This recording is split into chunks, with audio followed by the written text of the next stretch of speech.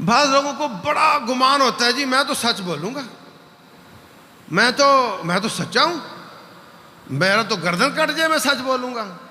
بے شمار صحافیوں کو یہ بیماری ہے اس وقت، اپنے آپ کو بہت بڑے اینالسٹ سمجھتے ہیں، بڑے تجزیہ نگار، اندر کا کھوج لگانے والے، اندر کی خبر نکالنے والے۔ ارے بے وقوفو، اندر کی خبر نکالنا تو جائز ہی نہیں ہے۔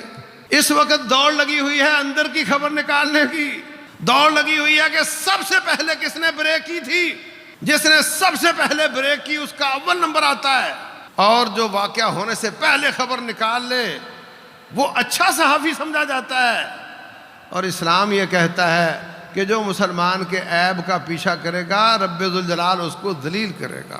من اتبع عورت اخیہ، جو اپنے بھائی کے عیب کو آپ کا پیچھا کرے گا، ٹو لگائے گا، یفضحہ اللہ ولو فی جوف رحلہ، اللہ اس کو ایسے گناہ میں بھی ذلیل کرے گا جو اس نے چار دیواری میں کیا تھا، کسی نے نہیں دیکھا تھا۔ یعنی تو مسلمان کی ٹو لگائے گا تو تیرے عیبوں کی تیرا رب ٹو لگائے گا اور تجھے ذلیل کرے گا۔ دیکھو یاد رکھو، جو سلوک ہم مسلمان کے ساتھ کریں گے وہی سلوک ہمارا رب ہمارے ساتھ کرے گا، کیونکہ بندے رب کے ہیں، رب ہمارا دوست ہے۔ اپنے دوست کی دوستی میں وفا کرتے ہوئے، جیسے آپ دو بھائی جا رہے ہوں، دو دوست جا رہے ہوں، کوئی ظالم آپ کے دوست کی پٹائی شروع کر دے، آپ کی وفا کا تقاضا ہے کہ آپ اس کا دفاع کرو۔ ایسے ہی میرا رب میرا دوست ہے، تیرا رب تیرا دوست ہے۔